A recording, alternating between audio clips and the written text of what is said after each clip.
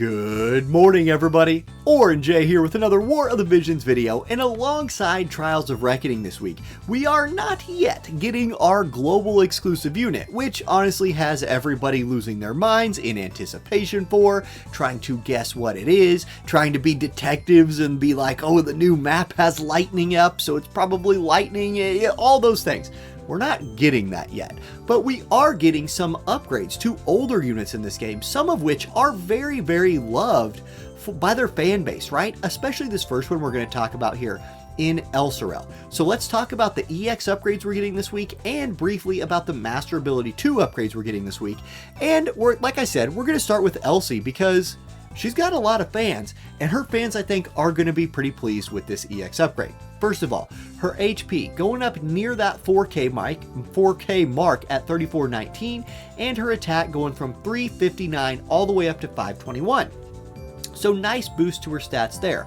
Her agility also gets kicked up to 61 from 59. You definitely want to see your UR units in that 60-something range for their agility. Her dex and luck getting a buff, more important now than ever, with how much evade is in the game. And one thing about Elsi is she's going to be a pretty good anti-evade unit. There's a lot of accuracy built into her kit. We'll talk about that. She's staying with 8 spirit and 0 defense, and then for resist, she's bringing 20 pierce resist, 15 missile resist, still -10 to strike, and neutral to both slash and magic.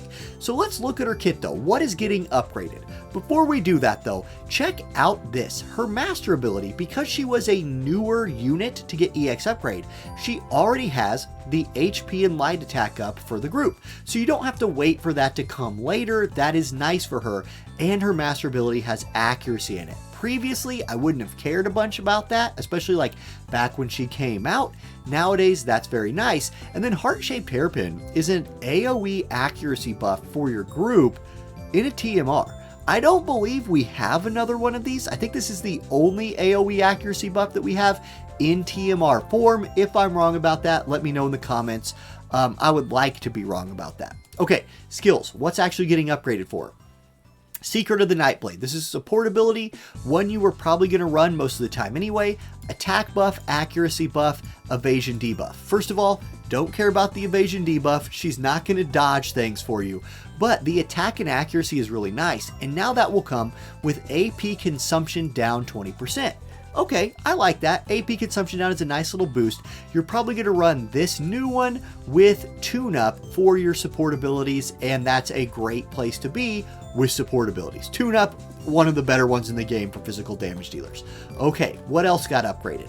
Concentration. This is her group buff, slash attack 40 with defense pin for herself. It will now also give her 10 additional AP. The thing here is, the move costs 30 TP anyway. That would normally generate you 15 AP.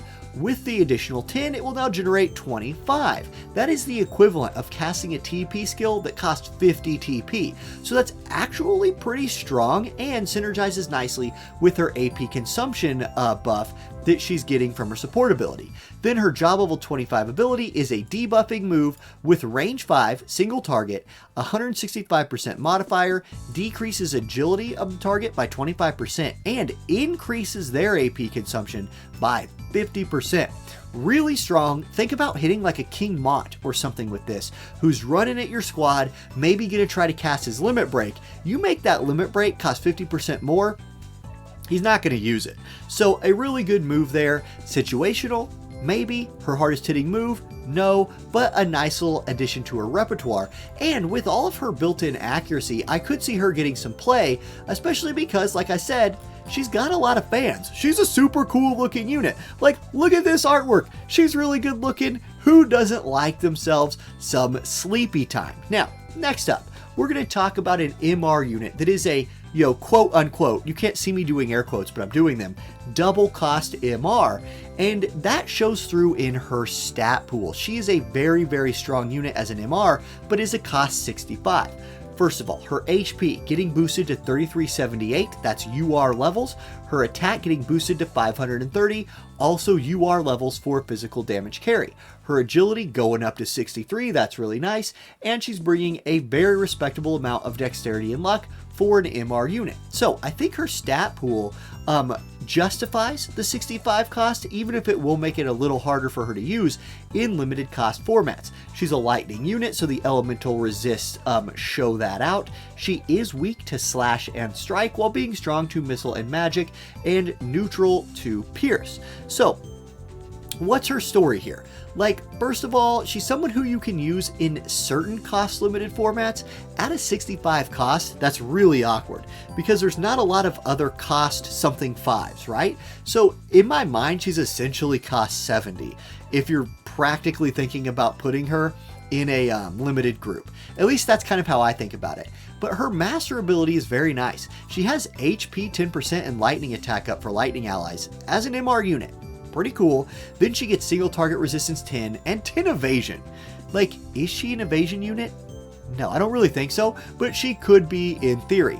If we look at her skills, HP up, which is a dragoon support ability for 15% HP, gives her 15% crit now and 12 more evasion. So I guess if you wanted to run that, and then also run level 1 avoidance for 15 more evasion, and then try to run some like lightning evasion MR check, you could try that. I don't think it's going to be super good. I think instead you'd run Tune-Up because, like I said, Tune-Up's freaking broken. So run her new one, HP up plus Tune-Up, and you got a lot of HP, some crit, defense pin, etc. Her support abilities aren't the best in my opinion. Now, besides Tune-Up, I love Tune-Up. What about her other upgrades? In main job, horizontal jump. This is a 220% modifier, very, very long range jumping skill. Gets a nice upgrade. First of all, notice this little target right here. It will now like follow a unit that you target. That's really strong. It will also dispel all buffs when performing a crit and dispel haste for the target. So it's a debuffing move if you crit that will also track the target now. A very nice buff to horizontal jump. And then active leap is her new job level 25 ability. She will jump. This is like kind of a old Glaciella move where you jump, do cross-shaped AoE damage, and then it's 165% modifier that will give her 10 AP back if she crits. Decent move. I really like the horizontal jump upgrade more than I like this one, but this one is AoE. Never sleep on the potential of landing a humongous AoE attack. Ollie, I don't know how well she'll fit in now, but I know she has some fans, and those fans will be pretty excited about using her. Next up, speaking of limited cost opportunities, Grace could be a very, very strong limited cost, like limited guild wars when they actually bring a cost limit back, candidate. So I know it's hard to read those stats because she's got a lot of stats, but those lot of stats make her very, very tanky.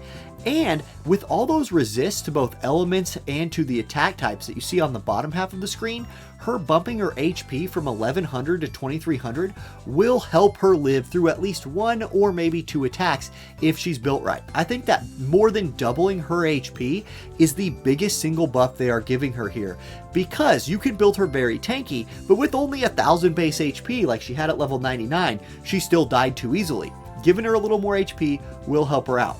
Her magic stat, which is her main stat, is also getting a buff, and her agility is getting a big buff from 53 to 59. Plus 6 agilities, really, really nice. And then you could just see how good her resists are. She has 35 to the physical types, slash, strike, missile, pierce, and then 50 to magic with a 10 to every element. So her stat line is very, very strong. That comes in part from her master ability here. We're still, of course, waiting for her master ability 2 to come somewhere down the line, but at cost 50, she's going to be a very strong supporter for your cost limited light teams, I think, and maybe somebody who could compete with Fina.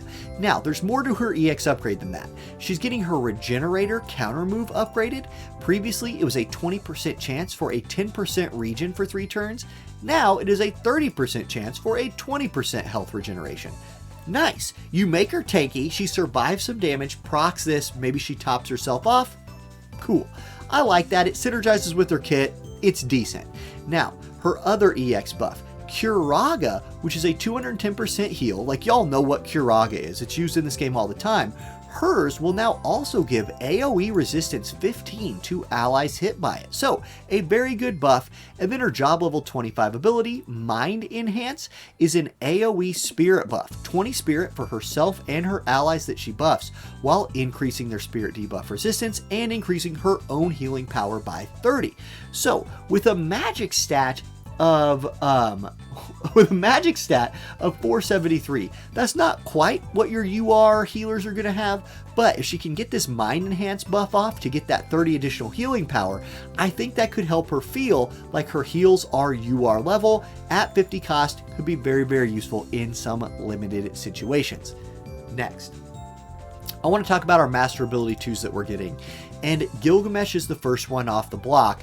This might be the strongest single thing that a unit is getting buffed this week. There's a lot of EX jobs, there's a lot of master ability 2s. Gilgamesh's master ability 2 is really nice for him. Okay, work with me for a second here. There's a lot to digest with his.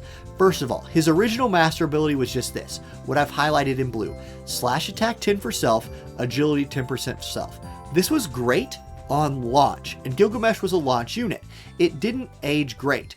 I'm going to switch this over to our current global version because Gilgamesh already got master ability 2. With it, he got his own HP plus 1000, accuracy plus 15 for himself. His slash attack 10 and agility 10 stayed the same. So in the current version of global, what I have highlighted in blue here is what we're running with right now. Let's click back over to what we're getting. Okay. His armor buff is getting an upgrade. I'll talk about that here in a second. He's also now getting HP 10% and ice attack 15 for himself and his ice allies. So he's gaining that elemental buff. That by itself is huge. Then his HP self buff is getting another 250. So he's essentially getting another 10% HP from this group buff and another 250 from right here. That's big. He's also getting 5 more accuracy on his master ability accuracy, and we're not even done. His armor buff that he does to himself, which is right here, it's called breaking armor on the JP side. It is a 50% shield, right, for yourself for 3 times, 50% shield 3 times. It now also gives him 30 accuracy and 20 slash attack. What? This dude is getting more HP, more accuracy, more damage. Let's go. He's going to be like, look guys, this is a big buff for Gilgamesh. Ice players, be excited. You just got Velas if you invested into him. Your other 100 cost unit Gilgamesh just got a big hookup. I'm very excited to use him with this master ability 2 upgrade. Okay, now we go from 100 cost unit Gilgamesh to other UR 80 cost unit Yerma. Widely considered one of the worst UR units in the game, myself included. She does have 4 fans. I think I've met 4 Yerma fans out there. Look, here's what I'll say nice about Yerma. Her TMR is really nice. It is a Herculean waistcloth, has a 60 accuracy buff for 3 turns. You want to hit something?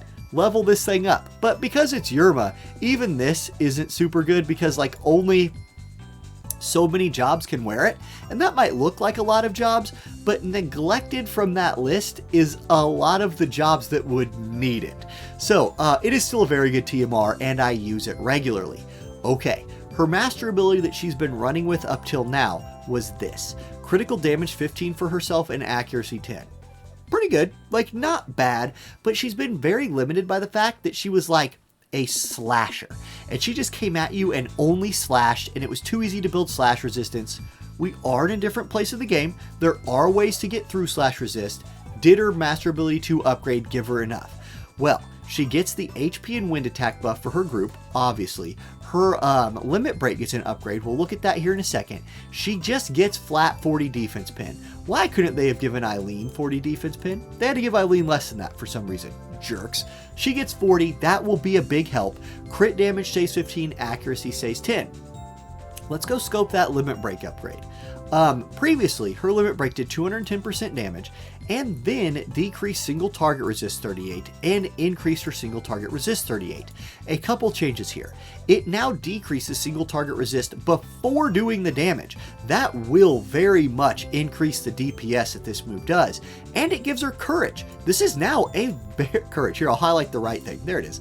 This is a very, very good limit break for DPS unit now. Will it make Yerma great?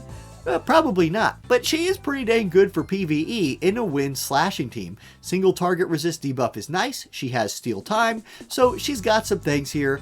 Yeah, is it going to make her like S tier? No. Are Yerma fans going to be able to play her more now? Absolutely. I do expect to see Yerma on the field a little bit more. Yerma fans, don't disappoint me. Next, we've got Seymour next. Seymour, another 50 cost MR unit, is getting that master ability to upgrade. What we're running with right now, attack 10%, accuracy 30. Already pretty good. 10% attack, 30 accuracy in the current state of the game is a good master ability. He will now give his fire allies 10% HP and increase their stop resistance by 25. Most MR units get kind of a weird group buff like this. That's the difference between like him and somebody like Alim, who gives the UR group buff to her group. Okay, he will now also get an additional 20% attack for himself and defense penetration 30%. So his attack goes from 10 to 20, he gains 30 defense pen, keeps the accuracy, and has a nice group buff. This is a good buff for Seymour, who, if built correctly, could be a very nice counter in limited formats to some evasion teams, and should do a lot of damage. And then, the video's getting long, I know, we got one more to talk about. Phoebe, 40 cost SR unit, already a staple of limited cost formats because of her time mage sub and her heals. Her previous master ability was really nice. 20% agility move +1. This enabled her to do a lot of work on a lot of maps. She now just also gains AoE resistance 20, which could help her live through some AoE damage if she finds herself too close to your tank or too close to the group in general. And I'm running out of breath, but the video is done. So that's the preview of the EX jobs and master ability 2s this week. Personally, the ones I'm looking forward to the most, Gilgamesh here. Let me put it on. Let's look at his picture. This boy, I'm going to use him straight away, especially with my Velis finally getting maxed out. And then Elsi's a unit I've been a fan of forever, but she came out really close to EX, so her playtime before was kind of limited in PvP. Really looking forward to seeing her back again, because check out that model. She's a good looking girl. All right, guys, that's all I got for you today. Have a great rest of your day, and I'll catch you next time. Peace.